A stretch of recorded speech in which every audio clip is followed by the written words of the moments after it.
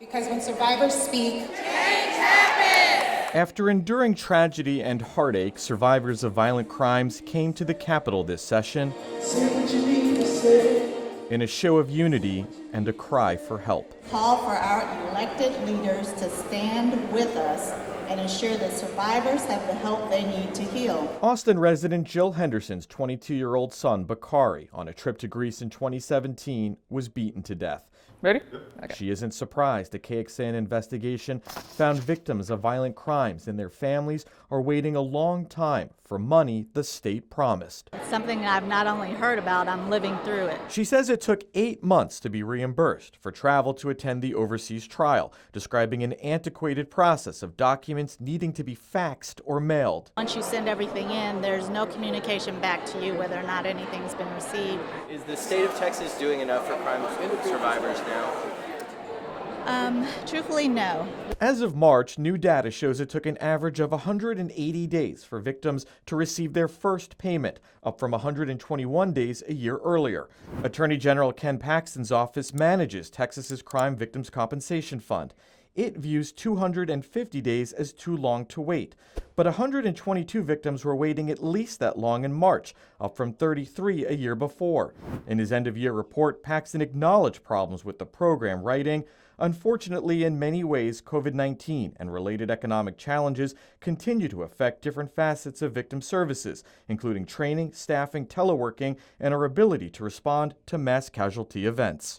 This month, the legislature passed a Senate bill expanding eligibility to household members and increasing caps on relocation expenses, rent, and lost wages due to bereavement. It now goes to the governor. I'm really committed to making sure that crime victims get the compensation that they need. Democratic State Representative Mary Gonzalez authored a companion bill and is now putting pressure on the AG to do more for those struggling to rebuild their lives. We want to make sure that the state is taking care of them. This is the fund that would take care of those families. The governor and AG's office did not respond to our requests for comment. Last year, Paxton wrote he was looking at areas that could be improved to better serve victims. Next year's budget includes across-the-board pay raises addressing high turnover, one of the reasons cited for long payment delays. Matt Grant, KXAN investigates. There we go. These days, Stephen Heller is riding high. Lucky, he says, to be alive. So this is your first time being back in this spot? Yeah, it's my first time back. It was at this Austin intersection where Heller was struck last New Year's Day. Luckily, everything ended up being okay, which is amazing.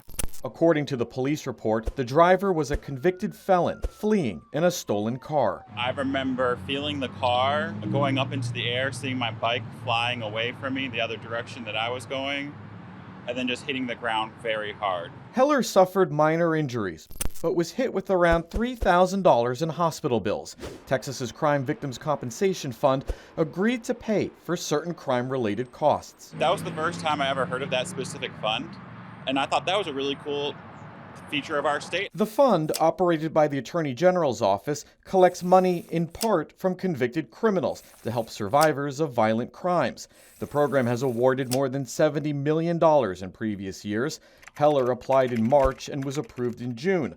But nearly 6 months later, and almost a year after his accident, he's yet to receive any money. It's getting to where my bills are final past due at this point. I've been having to make little payments myself on them just to avoid going to collections. In that time, records show the person who hit him was arrested, jailed, pleaded guilty, and was sent to state prison to begin a 2-year sentence. It's pretty amazing that our judicial system is acting faster than what seems like a simple fund payout. It's an absolute lifeline. Some victim rights advocates tell KXAN they're also seeing survivors waiting longer for assistance the state promised, needed to rebuild their lives. Donna Bloom is director of legal services for a domestic violence and rape crisis center near Dallas. It's been really difficult. It has slowed tremendously over the last several years. And we are contending with wait times of up to 4, 5, 6 months in order to get eligibility decisions for our clients. Internal data we obtained reveals in July 2021, victims were waiting an average greater than 100 days for their first payment. That average had nearly doubled by this past July, a month after Heller was approved. When I called my case manager, every time it went to voicemail. and every time I left a voice message, I never got a call back. His frustrations documented in emails to police, with one advocate telling him in August, "Unfortunately, crime victims' compensation is way behind on processing claims due to staff shortage, and I honestly cannot give you a time frame for when you can expect payment." How do you feel that almost a year later, you still haven't received a dime? I feel pretty upset and annoyed because I've been contacting the police department and their offices like basically nonstop several times per month and sometimes per week with little change or information about why things aren't happening. We asked the Attorney General's office about increasing wait times for Heller and other crime victims. We have not heard back, and tomorrow we'll tell you more about our efforts to get answers from the office. What we do know, in last year's annual report, Attorney General Ken Paxton blamed staffing issues on, quote, COVID-19 and related economic challenges. Also tomorrow night, a former top official at this division inside the AG's office is speaking out for the first time about what she's seen as the reasons behind the wait. Matt Grant, KXAN Investigates. For more than a decade, employment records show Kristen Huff, right here, worked at the Attorney General's office. Most recently, according to this resignation letter, as Assistant Attorney General and Deputy Chief of the Crime Victim Services Division. She says in charge of appeals and litigation. She resigned in early April during the legislative session. Her letter doesn't say why, but she tells us it was due to, quote, extreme burnout. And she says the agency has been reporting a picture of success to lawmakers that doesn't reflect reality. We're going to call Kristen Huff with the Office of the Attorney General. Hi, I'm Kristen Huff. I am an attorney with Crime Victims Compensation. In October 2022, Huff testified to state lawmakers about Texas's Crime Victims Compensation Fund. She said the agency could handle paying additional claims if the state expanded eligibility. Do we have the resources to meet those needs if we increase them? Yes, we think so. That proposal became law, praised by victim rights advocates. I was not able to speak freely. But Huff now says she wishes she said more about problems plaguing her former division. I would have told them more candidly that the program was in desperate crisis and that they needed to address the root of the problem. I would have said, we need to focus on getting the work done and getting the employee and employment pool stable. I would have told them it wasn't the right time to maybe expand into other areas. Huff says she had to leave her dream job due to stress brought on by mass violence cases and high turnover in the division, which KXAN first uncovered a year ago. The turnover had become so contagious that it was impacting everyone. Did you know it was as bad as it was until No. we started asking these questions? No. She's speaking out now because she wants to clear the air, even though she says it could risk future government employment. For lawyers to speak out against a former employer, especially if that one is an elected official, is pretty much career suicide. There we go. As a result of high turnover, survivors of crimes like Stephen Heller are waiting longer for help the state promised. On New Year's Day, Heller was hit by a convicted felon fleeing police in a stolen car.